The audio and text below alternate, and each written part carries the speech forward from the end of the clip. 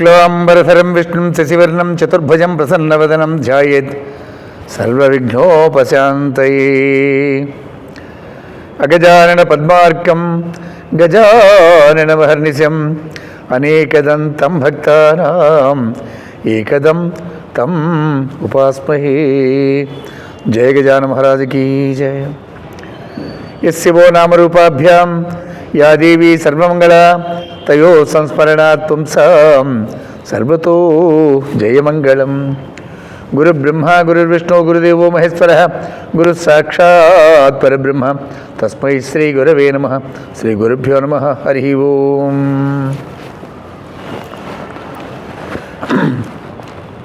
శివానందలహరి 26 శ్లోకాలు చెప్పుకున్నాము. ఇది 27వ రోజు. ఒక్కొక్క శ్లోకంలో ఒక్కొక్క చిత్రమైన భావాన్ని కలగజేస్తూ దుర్గుణాల్లోంచి ఎలా బయటపడాలి అనే మార్గాన్ని చూపిస్తూ దుర్గుణములన్నీ వదిలిన తరువాత సత్కార్యాలు చేయటం ఎలా అనేటువంటి మార్గాన్ని చూపిస్తూ సత్కార్యాల ఫలితాన్ని చెప్తూ ఒక్కొక్క శ్లోకంలో ఒక్కొక్క మాదిరిగా మనకి వివరణ ఇచ్చారు భగవత్పాదుల వారు. 27వ శ్లోకం దగ్గరికి వచ్చేసరికి కరస్తే హేమాద్రౌ గిరిశ నికటస్థే ధనపతౌ గృహస్థే స్వర్భూజామరసురభి చింతామణిగణే శిరస్థే సీతాంసౌ చరణయుగళస్థే అఖిల శుభే కమర్థం దాస్యేహం భవతు భవదర్థం మమ మనః. హర నమః పార్వతీపతే. హర హర మహాదేవ. కరస్థే హేమాద్రౌ గిరిశ నికటస్థే ధనపతౌ. పరమాత్మ, నీ చేతి యందు బంగారు కొండ ఉన్నది. మేరు పర్వతమే ధనుస్సుగా వాడినటువంటి వాడు. చేతి యందే ఉంటుంది ఆయనకి ధనుస్సు. చేతి యందు బంగారు పర్వతం ఉన్నది. కరస్థే హేమాద్రౌ గిరిశ నికటస్థే ధనపతౌ. నీ పక్కనే ధనపతి అయినటువంటి కుబేరుడు ఉన్నాడు. నవనిధులకి అధిపతి అయినటువంటి వాడు నీ పక్కనే ఉన్నాడు. గృహస్థే స్వర్భోజామర సురభి చింతామణిగణే. నీ ఇంట్లోనే దేవవృక్షం ఉన్నది, కల్పవృక్షం.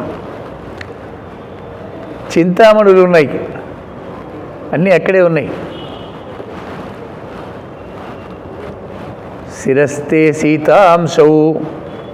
శిరస్సు యందు సీతాంశుడైనటువంటి చంద్రుడు. చరణ యుగళస్థే అఖిల శుభే. నీ పదపద్మములు యందు సమస్త సుఖములు నిక్షిప్తమై ఉన్నాయి. కమర్థం దాస్యేహం భవతు భవదర్థం మమ. ఇంకెవరిని అడగను, ఏమడగను, ఎందుకు అడగను, ఏమడగాలి? నిన్నైనా సరే ఎవరినైనా సరే అడిగేది ఉంది. అన్నీ ఇక్కడే ఉన్నాయి. అన్నీ ఎక్కడైతే ఉన్నాను నేను కూడా అక్కడే ఉన్నాను.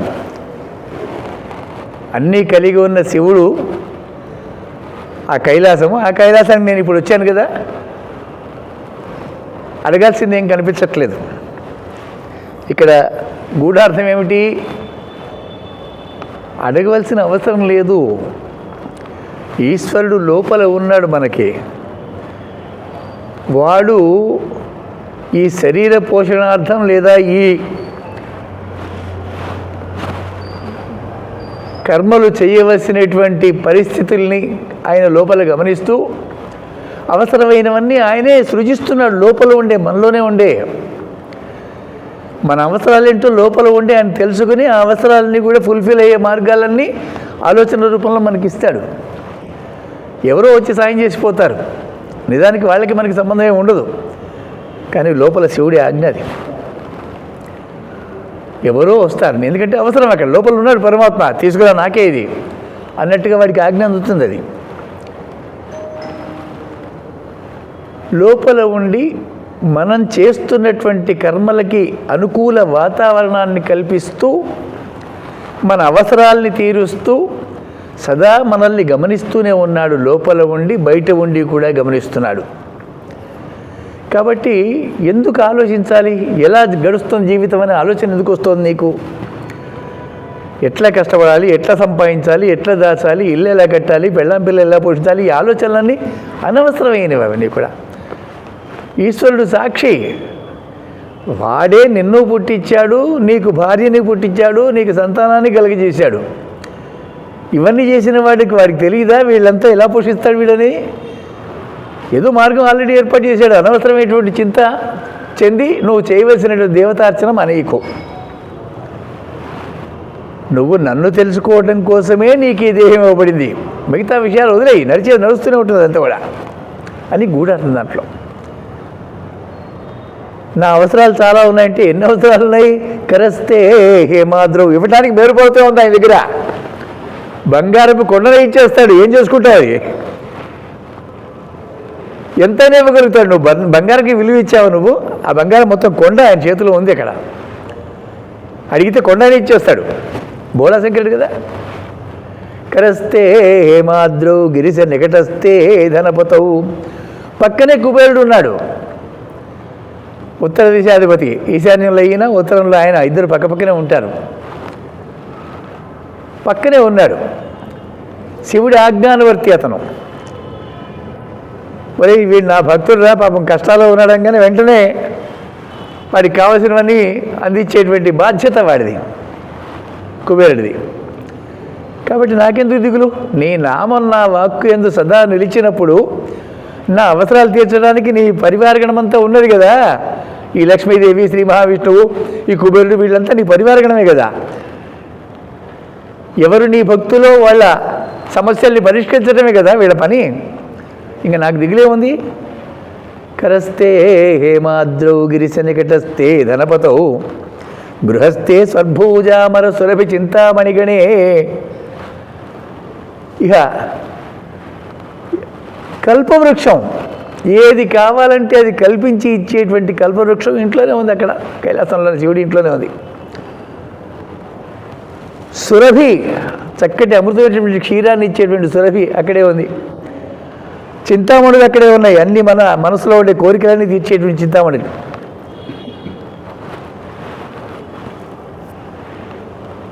శిరస్తే సీతాంశౌ,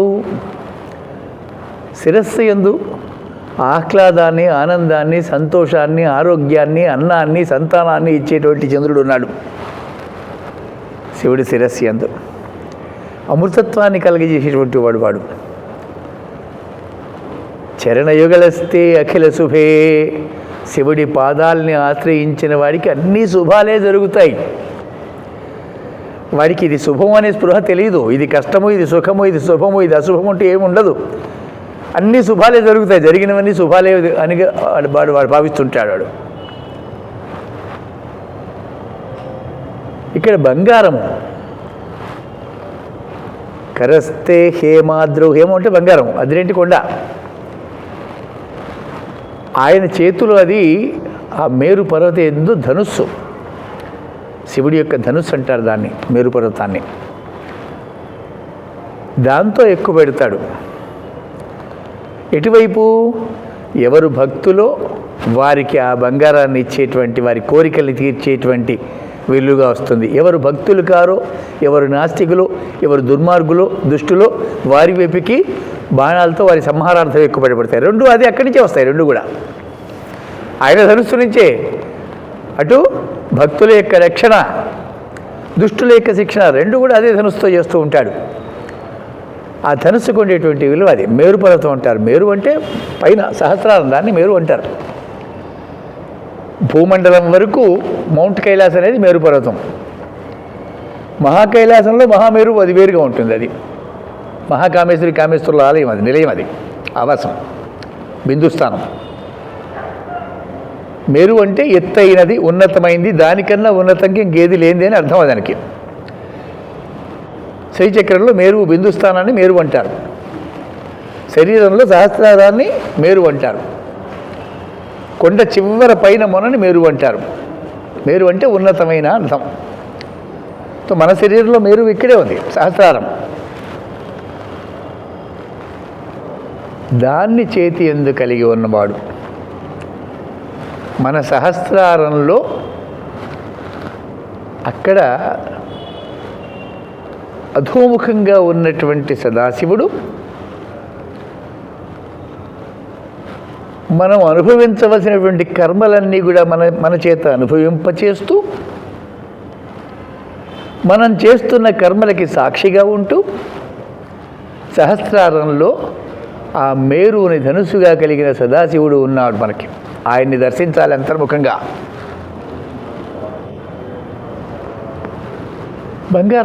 బంగారం అంటే సువర్ణము.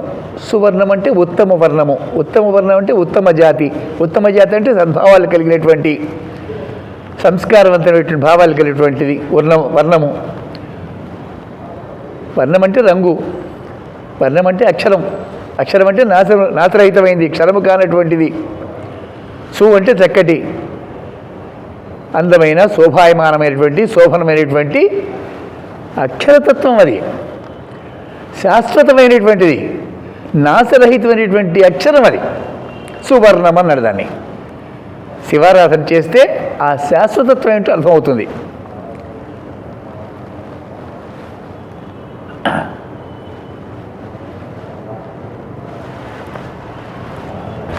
ఇక కరస్తే హేమాద్రౌ గిరిశ నికటస్థే ధనపతౌ.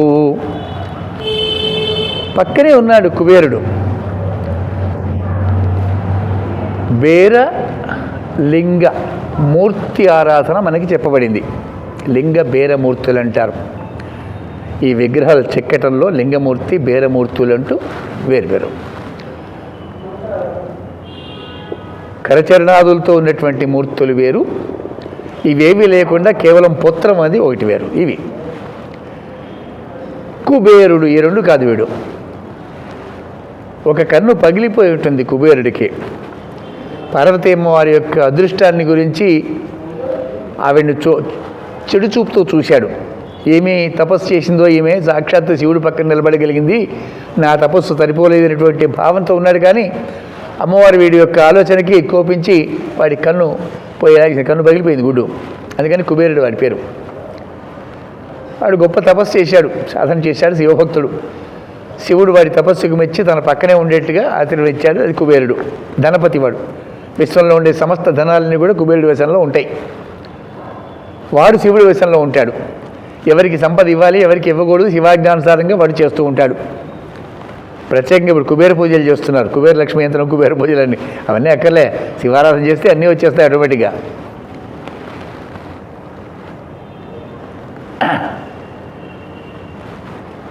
ఇక కల్పవృక్షము. కల్పవృక్షం అంటే శరీరమే.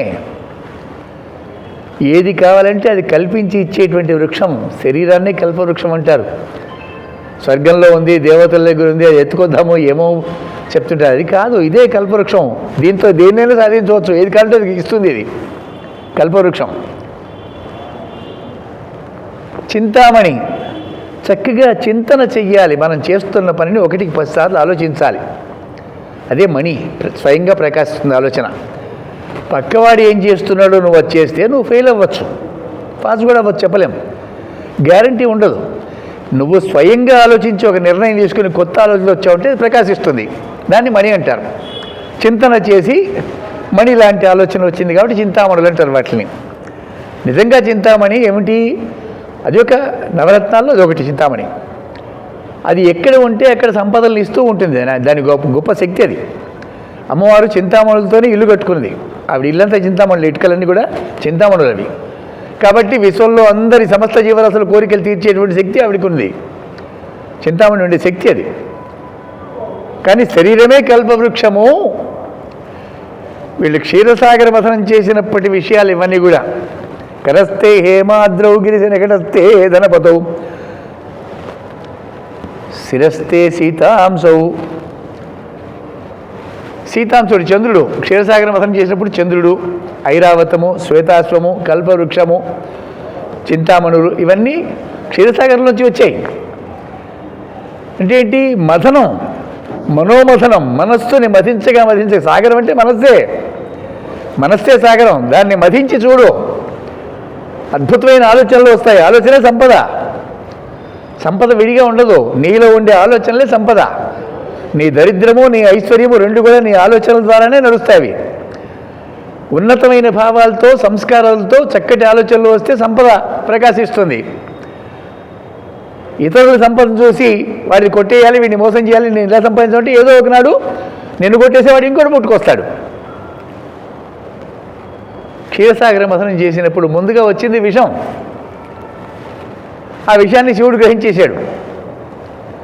తర్వాత ఒకటి వచ్చినాయి.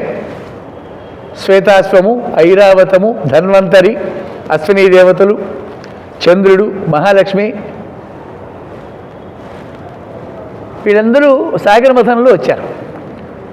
దానికి దీనికి ఈ శ్లోకానికి అర్థం ఏమిటంటే సీతాంశౌ చంద్రుడు మనస్సుకి కారకుడు. చిత్కళలు 16, చంద్రకళలు 16, తిథులు 16. ఆ తిథుల యొక్క దేవతలు 16 మంది నిత్యాదేవతలు అంటారు. ఈ 16 మంది దేవతలు కళలు, అందువల్ల ఇవి చిత్కళలు అన్నారు. ఈ చిత్కళలు చంద్రకళలు. చంద్రుడు రోజు ఒక నక్షత్రం మారుతాడు, ఒక తిథి మారుతాడు. కాబట్టి అమావాస్య నుంచి పౌర్ణమి దాకా 16 కళలతో ఉంటాడు. వీడు మనస్సుకి అధిపతి, ఎందుకంటే మనసులోంచే పుట్టాడు. విరాట్ పురుషుడి యొక్క మనసులోంచి ఉద్భవించాడు. చంద్రమా మనసోజాత, మనస్సులోంచి పుట్టుకొచ్చాడు కాబట్టి మనస్సు మీద వాడికి పట్టు ఉంటుంది. చంద్రుడు వికారాలకు కారకుడు. అనేక రకాల వేగంతో ఆలోచనలు రావడానికి కారణం చంద్రుడు. సంసారంలో ముంచి తేలుస్తూ ఉంటాడు వీడు చంద్రుడే మనస్సుగా నిర్ణయించబడింది ఇక్కడ శాస్త్రం. అటువంటి చంద్రుడిని కట్టడి చేయాలి. కట్టడి చేసినప్పుడు వాడే అమృతాన్ని ఇస్తాడు. వాడు చంద్రుడు సీతాంశౌ, చక్కటి చల్లదనాన్ని, ఆహ్లాదాన్ని, ఆనందాన్ని ఇస్తున్నాడు కదా. సుధాకరుడు అని కూడా వాడికి పేరు. సుధా అంటే అమృతము, అమృతాన్ని ఇచ్చేటువంటి వాడు అమృతాన్ని తయారు చేసి ఇస్తాడు. సుధా అంటే జ్ఞాపకం. సుధా చక్కటి జ్ఞాపక శక్తి. చదివినది, విన్నది, తెలుసుకున్నది ఇవన్నీ నీకు జ్ఞాపకంగా ఉంటే ఎప్పుడైనా కూడా నీకు ఐశ్వర్యం నీ వశమవుతుంది. మర్చిపోయావనుకో, ఎగ్జామ్ రాస్తున్నావు, గుర్తుకు రాలేదు, ఫెయిల్ అయిపోయావు. అదే మంచి 90%, 95% వచ్చావనుకో, మంచి ఉద్యోగం వస్తుంది, నీకు సంపద క్రియేట్ అవుతుంది కదా. చంద్రుడు కారకుడు. అలాగే ఈ అమృతము కానటువంటిది, ఎప్పటికీ శాశ్వతమైనటువంటిది, వృద్ధాప్యము లేనటువంటిది, ఇవన్నీ చంద్రుడి వల్లే వస్తున్నాయి. మన మెదడు చంద్రమండలం అంటారు. చంద్రుడికి మన మెదడుకి సంబంధం ఉంటుంది. చంద్రుడు విశ్వానికంతటికీ పనిచేస్తూ ఉంటాడు అతని కిరణాలతో. అతని యొక్క ఎక్స్టెన్షన్ కౌంటర్గా చెప్పబడుతుంది అతని యొక్క అంశ. ఇక్కడ మనం ప్రతి మనిషి మెదడులో ఇది పనిచేస్తుంటుంది అక్కడి నుంచి ఆజ్ఞలు తీసుకొని. సో అది చల్లగా ఉండాలి మెదడు అని అర్థం. అక్కడ మెదడు చల్లగా ఉంటే ఆలోచన స్థిరంగా ఉంటుంది. మెదడు వేడెక్కితే ఆవేశము, కోపము, బీపీ పెరిగి చేయవలసిన పని సరిగ్గా చేయలేక దారి తప్పుతాడు. చంద్రుడు సీతాంశౌ, చంద్రుడు శివుడి యొక్క శిరస్సు మీద ఉన్నాడు. కరస్తే హేమాద్రౌ గిరిశనఘటస్తే గృహస్థే స్వర్భూజామరసురభి చింతామణిగణే. నీ ఇంటి యందు స్వామి, స్వర్ అంటే స్వర్గం, భూజ అంటే భూమి నుంచి పుట్టింది చెట్టు, కల్పవృక్షం. అది దేవలోకంలో ఉండేటువంటి వృక్షం కాబట్టి కల్పవృక్షం అన్నారు. దాన్ని దేవవృక్షం అంటారు. అమర చింతామణిగణే, దేవతల యొక్క చక్కగా చింతించేటువంటి ప్రకాశమానమైనటువంటి స్వయం నిర్ణయం తీసుకుంటే స్వయం ప్రకాశమైనటువంటివి. శిరస్తే సీతాంశౌ చరణయుగలస్తే అఖిల శుభే. పరమాత్మ యొక్క పాదాలని ఆశ్రయించిన వాడికి అన్ని శుభములే జరుగుతాయి. మనది కాని విద్యని చదివి భృత్యర్థం జీవిక కొరకు ఏదో ఒక ఉద్యోగమో, వ్యాపారమో, వృత్తియో చేపట్టి సమాజంలో జీవనయాత్ర చేస్తున్న వాళ్ళందరికీ కూడా స్వధర్మం పట్ల అవగాహన లేకుండా అయిపోయింది. మనది కాని విద్యలు చదివావు. మన విద్య నేర్చావా, చదువుకున్నావా బాల్యంలో? వేద విద్యలు, పురాణము, ఇతిహాసము ఇవన్నీ ఏమి నేర్చుకోకుండా కాస్త నడకరాగానే ఏబీసీడీల దగ్గర నుంచి మొదలైంది అన్ని పరాయి విద్యలు.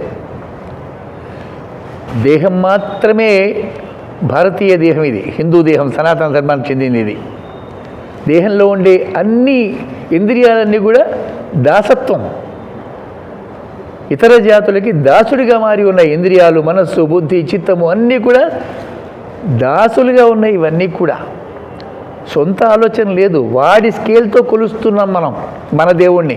తప్పు కదా అది. కొంచెం చదివి విని తెలుసుకుంటే తెలుస్తుంది హిందూ ధర్మం ఎంత గొప్పదో అనేటువంటిది. హిందువుగా పుట్టావు నువ్వు, హిందువుగా పుట్టింది హిందువుగా జీవించాలి, హిందువుగానే మరణించాలి. మతం మారిపోయాను, నాకు దీనికి నమ్మకం లేదు, ఇవన్నీ మూర్ఖత్వము, మౌఢ్యము, చాదస్తాలు అంటూ హేళన చేస్తున్నారే. ఏం తెలుసుకున్నావు నీ మతాన్ని గురించి? నీ తల్లినే నువ్వు విమర్శిస్తున్నావు. తప్పు కదా అది. ఈ మతంలోనే పుట్టావు, ఈ భూమి మీదే పుట్టావు. నువ్వు పాటించవలసిన ధర్మం ఇదే. అది ఉద్యోగం కోసం చదువుకో అంతే, అంతవరకే. ఆ చదువు ఉద్యోగం అంతవరకే దాని పార్ట్. సనాతన ధర్మం ఎంత గొప్పది అంటే ఈ సనాతన ధర్మాన్ని చక్కగా వివరించేదే వేదం. వేద విరుద్ధమైనది ఏది కూడా సమ్మతం కాదు మనకి. విశ్వంలో ఉండే సమస్త పదార్థాల్ని వివరించి చెప్తుంది వేదం. ఇంకే జాతికి ఇంత జ్ఞానం లేదు. నువ్వు ఏమనుకుంటున్నావు? హిందూ అంటే తక్కువ అనుకుంటున్నావా నువ్వు? మధ్యయుగాల్లో అహంభావులైనటువంటి కొంతమంది చిన్న కులాల వాళ్ళని హీనంగా చూశారేమో. మనిషి వ్యక్తిత్వం, అది వ్యక్తిగతం, అది సమాజం కాదు, అది వ్యక్తి. ఒక వ్యక్తి ఇంకొక వ్యక్తిని హీనంగా చూశాడు, దాన్ని చరిత్ర రాసి తీసుకొచ్చి వేరువేరు చేసి గోడలు కట్టి హిందూ జాతిని చీల్చి చెండాడుతున్నారు. తప్పది. హిందువుగా పుట్టావా, ఏ కులమైనా పర్వాలేదు, నువ్వు హిందువా. నిన్ను మించిన పుణ్యాత్ముడు లేడు. గర్వంగా ఉంటుంది భారతదేశంలో హిందువుగా పుట్టడం అనేటువంటిది. కారణం ఏంటి? ఈ విశ్వం ఎలా ఆవిర్భవించింది చెప్పగలిగే ఒకే ఒక మతం హిందూ మతం. ఈ బిగ్ బ్యాంగ్ థియరీ, గ్రాన్యూల్స్ ఇవన్నీ పోచమ్మ కథలు. ఇవన్నీ కూడా బ్లాస్ట్ అయింది. ఎవరు చేశారు బ్లాస్ట్? తనకు తాను ఎలా బ్లాస్ట్ అయింది? బ్లాస్ట్ అయ్యి స్కాటర్ అయిపోయి ముక్కలైపోయి అవన్నీ చల్లబడి గ్రహాలుగా మారినాయి. ఏమంటే ఎవడు సాక్ష్యం లేడు, చెప్పేవాళ్ళు లేడు, ఇది కాదనగలిగేవాళ్ళు లేడు. కాబట్టి అది యాక్సెప్ట్ అయిపోయింది. బలవంతంగా రుద్దుయారు ఇవన్నీ కూడా. పిచ్చి కథలు ఇవన్నీ కూడా. సైన్స్ పేరుతో మన చేత బలవంతంగా చదివించారు ఇవన్నీ కూడా. బిగ్ బ్యాంగ్ థియరీకి వాడి ఆలోచనకి మూలం ఏంటో తెలుసా? 24 తత్వాలతో కూడుకున్నటువంటి ఒక అండం ఏర్పరిచాడు శివుడు. ఆ అండాన్ని ఒక్క గుద్దాడు.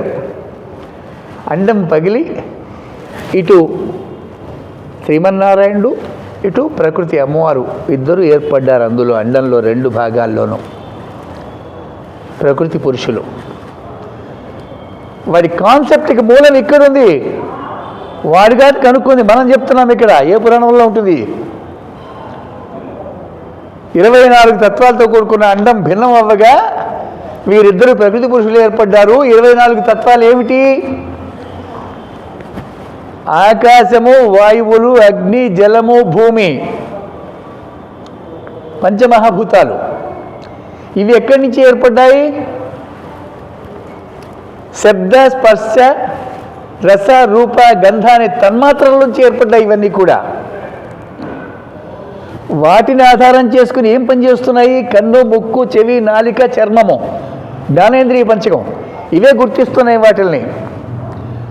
నీ కోటీశ్వరులతో, నీ రాజకీయ బలంతో ఏం సంబంధం లేదు ఇక్కడ. కన్ను చూస్తోంది దృశ్యాలంటే చూడగానే మనస్సు పనిచేయడం మొదలెడుతుంది. చూసిన దృశ్యంలోకి వెళ్ళిపోయి దాన్ని మార్చడమో, అంతకన్నా బెటర్గా తయారు చేయడమో, దాన్ని నాశనం చేయడం, ఏదో ఒకటి ఆలోచనలు వస్తూనే ఉంటాయి చూడటం వల్ల. విన్నావా? విన్న శబ్దం గురించి వెంటనే మనసు పరిగెత్తుంది, ఆ శబ్దార్థాలన్నీ వెతుకుతుంది. ఇలా ఇంద్రియాలు పంచభూతాల మీద ఆధారపడి ఉన్నాయి.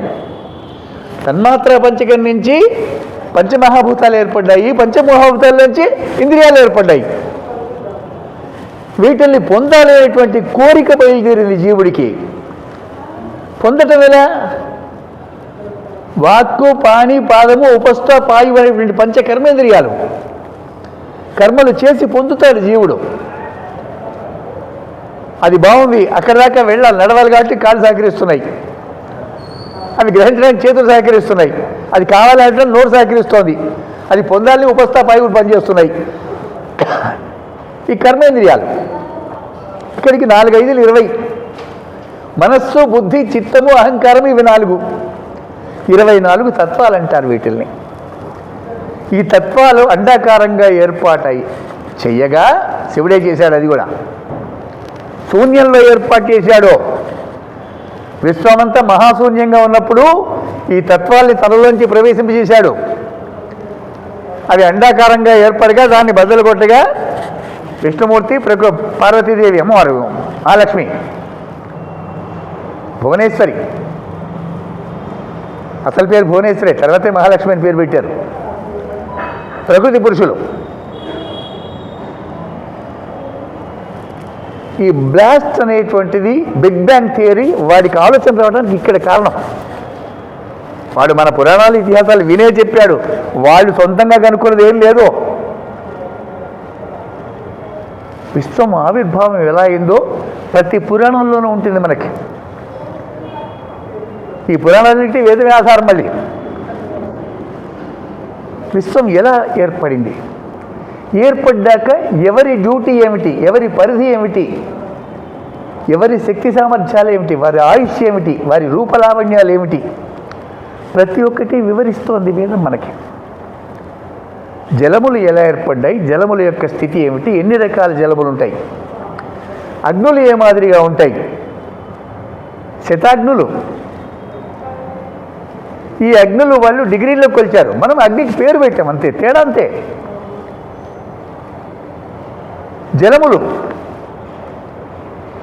జలములకి వెళ్ళి భూమి సాంగత్యం జరగని రుచి మారుతుంది. ఆడపిల్ల అవతల వాళ్ళ గోత్రము ఇంటి పేరు వేరు ఉంటుంది, ఈ ఇంటికి రాగానే గోత్రం పేరు మారుతోంది కదా, పెళ్లి కాగానే గోత్రం పేరు మారుతుంది. అలాగే జలము ఏ భూమికి సాంగత్యంలో ఉంటే ఆ భూమి రుచి, రంగు, వాసన వచ్చేస్తాయి దానికి. అగ్ని కూడా అంతే, వేర్వేరు ప్రదేశాల్లో వేర్వేరుగా ప్రకాశం ఉంటుంది, అది ప్రదేశాన్ని బట్టి ఉంటుంది. శబ్దము అంతే, ఏ శబ్దం ఎంత దూరం ప్రయాణం చేయాలనేటువంటిది. చక్కగా వేదాధ్యయనం చేస్తే అన్నీ తెలుస్తాయి. విశ్వానికి మూలమేమిటి, ఆద్యంతములేమిటి, ఈ విశ్వం ఇలా ప్రవర్తించడానికి కారకులు ఎవరు, కారణం ఏమిటి, అన్నీ తెలుస్తాయి. మనం మామూలుగా సంకల్పం చెప్పేది చెప్తున్నాం, వయోస మన్వంతరే కలిగే ప్రథమపాది చెప్తున్నామే. మన్వంతరాలు 14 మంది మనువులు, అందులో 7వ సప్తమం. ఆ మన్వంతరానికి ఈ కల్పాలకి సంబంధం, ఈ కల్పాలకి ఆ నక్షత్రానికి సంబంధం, ఆ నక్షత్రానికి ఈ సప్తఋషులకి సంబంధం. సప్తఋషులు వేర్వేరు, ఒక్కొక్క మన్వంతరంలో వేర్వేరు మంది సప్తఋషులు, వాళ్ళే కాదు, ఒక్కొక్క నక్షత్రం మారుతూ ఉంటారు వీళ్ళు. ఇలా 28 కల్పాలు మారి 28వ కలియుగంలో ఉన్నాం మనం. ప్రళయం వచ్చేస్తుంది, ప్రపంచం మునిగిపోతుంది అంటూ కాకమ్మ కథలు చెప్పి బెదిరిస్తున్నారు జనాన్ని. ఏమీ కాదు, కృష్ణ నిర్యాణం నుంచే కలియుగం ప్రారంభమైంది. కృష్ణుడు శరీరాన్ని వదిలి వెళ్ళిపోయినప్పటి ఆ క్షణం నుంచే కలియుగం స్టార్ట్ అయింది. 4,32,000 సంవత్సరాలు దీని ఆయుష్ ప్రమాణం, యుగం యొక్క ప్రమాణం అది. అందులో 5,200 సంవత్సరాలే గడిచింది, ఇంకా 4,27,000 సంవత్సరాలు ఉంది కలియుగం. అయిపోయింది, మునిగింది, ప్రళయం వచ్చేసింది, అది ఇది ఏమో చెప్తున్నారు వీళ్ళంతా కూడా. అన్నీ తప్పుడు కథలే. 2000లో ప్రపంచం అయిపోతుందని ఒకడు, 2012లో మునిగిపోతుందని ఒకడు. మనకి వేదమే ప్రమాణం. అప్పటికి పండితులు అందరూ చెప్తున్నారు అవన్నీ అబద్ధాలు, మన వేదమే కరెక్ట్ అని చెప్తే వీళ్ళు నమ్మలే. పిచ్చి రాతలు రాశారు, టీవీల్లో అయితే ఊదర కొట్టేశారు మొత్తం అంతా కూడా, ప్రపంచం మునిగిపోతుందంటూ. వారి వరుసలు లేకుండా డిసెంబర్ 30 తాగి తందనాలాడి తెల్లారితే అందరూ చచ్చిపోతాం పడై మునిగిపోతుంది అనుకుంటూ పిచ్చికి అసలు వారికి ఎక్కడుంది జ్ఞానము? వాడు వస్తువుని చూసి అధ్యయనం చేసి దాని గురించి రాస్తున్నాడు. దాని ప్రయోజనం ఏమిటి, దాని బరువు ఎంత, అది విశ్వంలో దాని పరిస్థితి ఏమిటి, అది ఎలా ఏర్పడింది, దాన్ని వివరంగా రాస్తున్నారు. దాని ఉపయోగం ఏంటి అనేటువంటిది. కానీ ఏర్పడటానికి కారణం వాడికి తెలీదు. కారణం ఏదో చెప్తుంది ఇక్కడ. వాడికన్నా అడ్వాన్స్డ్ మంది సైన్స్. అటువంటి వేదాన్ని అధ్యయనం చేయకుండా దారి తప్పించారు దుర్మార్గులు. పూర్తి సైన్స్ వేదం అనేటువంటిదంతా కూడా. ఇప్పుడు ఈ శ్లోకంలో మనకు కావాల్సిన అర్థం, కరస్తే హేమాద్రు, నాయన నీ చేతిలోనే బంగారం ఉందిరా. నువ్వు కష్టపడి పనిచేస్తే జీవితం అంతా బంగారమయంగా ఉంటుంది. కష్టపడకపోతే తిండి కూడా దరిద్రం అనిపిస్తావు. నీ చేతిలోనే తే కరహ హేమాద్రి, నీ చేతిలోనే బంగారపు కొండ ఉన్నది నాయన. నువ్వు ఎంత కష్టపడి పనిచేస్తే అంత సుఖంగా బతుకుతావని దాని అర్థం, గూఢార్థం అది. కరస్తే హేమాద్రవు గిరిశ నికటస్తే ధనపతవు. గిరిశ, గిరి అంటే వాక్కు అని అర్థం. నీ వాక్కులు మధురంగా ఉంటే ధనపతి, ధనానికి అధిపతి అయినటువంటి, ధనానికి అధిపతి ఎవడు? ఆనందం. ధనానికి అధిపతి ఆనందం, భావం. అది డబ్బు ఉంది అంటే మనకి సుఖంగా ఉంటుంది, లేదనగానే దుఃఖంగా ఉంటుంది. డబ్బు బీరువాలో పెట్టి తాళం పెట్టుకుని అది అనుభవించాం, దాన్ని లెక్క పెట్టుకుంటూ చూసుకుంటూ ఉంటాం, సంతోషంగా ఉంటుంది మనకి. అంటే అనుభవం, భావం అది, అంతే. ధనానికి అధిపతి ఆనందం, భావం అది. వాక్కుల యందే ఉంది ధనం అనేటువంటిది, ఆనందం. నీ వాక్కు మధురంగా ఉండాలి, సమాజానికి హితకరంగా ఉండాలి. వాక్కుతో ఎవరిని హింసించకో, నొప్పించకో. అప్పుడు నీ పక్కనే ధనపతి ఉంటాడు అని అర్థం దానికి. గిరిశ నికటస్తే ధనపతో గృహస్థే స్వర్భూజామర. గృహం అంటే ఇల్లు, ఇదే. దేవలోకంలో ఉండే కల్పవృక్షం అంటే ఇదే కల్పవృక్షం. లోపల ఉన్న దేవుడే, నువ్వు దేవుడివే. దేవ అంటే వెతకటం, అన్వేషణ. దివ్ అంటే దివ్యమైన. దివ్ అనే ధాతువుకి అకారం అవ్యయం చేరినప్పుడు దేవ అనే అర్థం వస్తుంది. ధాతు పదం ఏర్పడుతోంది, శబ్దం. వెతకటం.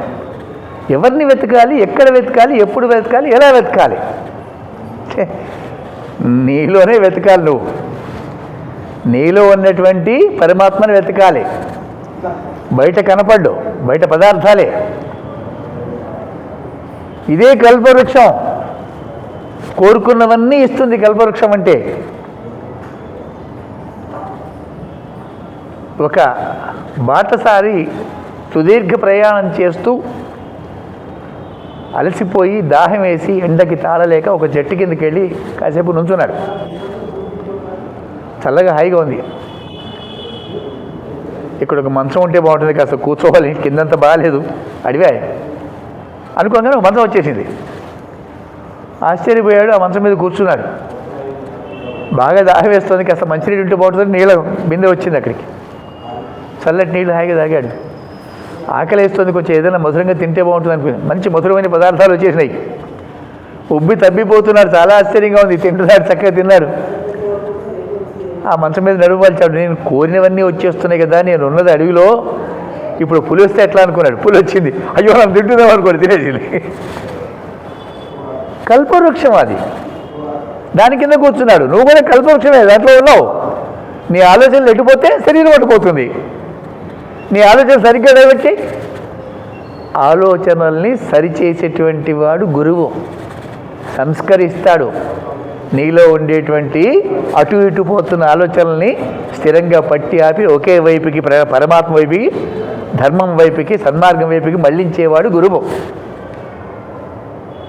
అప్పుడు పరమాత్మ చెప్తాం. కల్పవృక్షం అంటే అది అర్థం. సద్భూజామర చింతామణిగణే. చక్కటి ఆలోచనలు చేయి, చెడు ఆలోచనలు చేయకో. 10 మందికి ఉపయోగపడే పని చేయాలి. నేను మాత్రం బాగుండాలి, నేను కష్టపడాలి, నేను సంపాదించాలి, నేను ఇల్లు కట్టుకోవాలి, నేను పెళ్లి చేసుకోవాలి, నేను పిల్లలు కాదు, నా పిల్లలు బాగుండాలి. గిరి గీసుకుని అందులోనే ఉన్నావు, కప్ప బతుకు నువ్వు ఉన్నావు. ఒక్కసారి బయటకు వచ్చి చూడు సమాజం ఎంత విస్తృతమైందో. ఈ సమాజమే కదా నీకు ఈ స్థాయి తెచ్చి ఇచ్చింది నీకు. మరి సమాజానికి నువ్వేం చేయకుండా నువ్వే దాచేసుకుంటావా? ఆలోచనలు ఉన్నతంగా ఉండాలి, సంస్కారవంతంగా ఉండాలి, 10 మందికి సహాయపడేలాగా ఉండాలి. దాన్ని చింతామణి అంటారు. శిరస్తే సీతాంశౌ, అమృతకరుడైనటువంటి ఆ చంద్రుడు శివుడి యొక్క శిరస్సు మీద ఉన్నాడు, అమృతాన్ని ఇస్తాడు. అమృతం అంటే సుధారసము, మరణము లేకుండా చేసేటువంటిది. మరణం అంటే మతిమరుపు. మతిమరుపు మరణంతో సమానం. కర్ణుడు నేర్చుకున్న విద్య సరిగ్గా గుర్తు రాకపోయి అర్జునుడు కొట్టేశాడు. అదే గుర్తు వచ్చింటే గురువు శాపం, అవసరమైనప్పుడు నేను నేర్పిన మంత్రం ఇది గుర్తు రాకపో అన్నాడు. పాపం ఎంత కష్టపడ్డా అది పొల్ల బాణం చేతిలో ఉంది, దానికి మంత్రం అనుసంధానం అవ్వాలి కదా, కావట్లేదు. ఆ మంత్రం గుర్తు రావట్లేదు దానికి. ఈ లోపల అర్జునుడు కొట్టేశాడు. మతిమరుపు మరణంతో సమానం. ఏడాదంతా కష్టపడి చదువుకుని పరీక్ష రాసే రోజు గుర్తు రాకపోతే మరణంతో సమానమే, అది ఫెయిల్. అమృతత్వం అంటే ఇది, మరణం అంటే ఇది. నేర్చిన విద్యలు ధారణ చేయగలగాలి, సరిగ్గా గుర్తుపెట్టుకోవాలి. నేర్చిన విద్యలన్నీ కూడా భావాలు ఉన్నతంగా ఉంటే ఇవన్నీ ఉంటాయి. అది చంద్రుడు అంటే.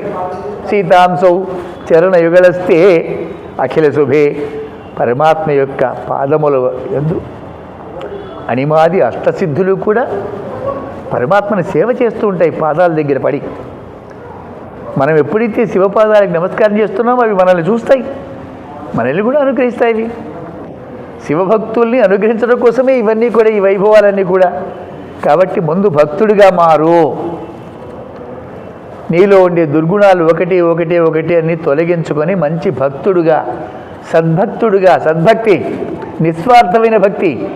మళ్ళీ దండం పెడుతూ అన్నీ అడక్కు, యాచకుడిగా మారకు. పరమాత్మ నాకు అది కావాలి, ఇది కావాలి, ఎంతసేపు అడుగుతావు, ఎన్నాళ్ళు అడుగుతావు, ఎంతకాలం అడుగుతావు?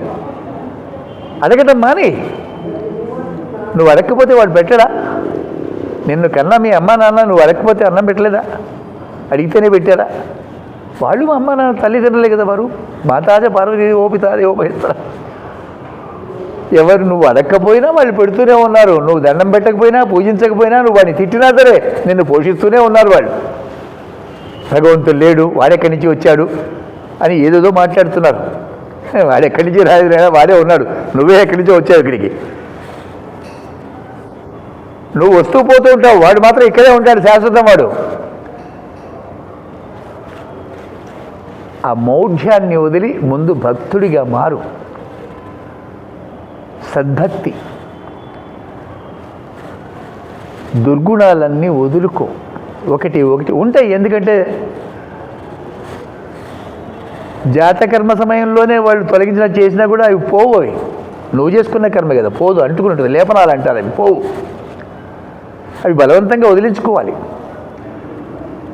సద్భక్తుడిగా మారి దుర్గుణాలన్నీ వదిలేసి ఉన్నతమైన భావాలతో పరమాత్మని ఆరాధిస్తూ ఏమీ అడగకుండా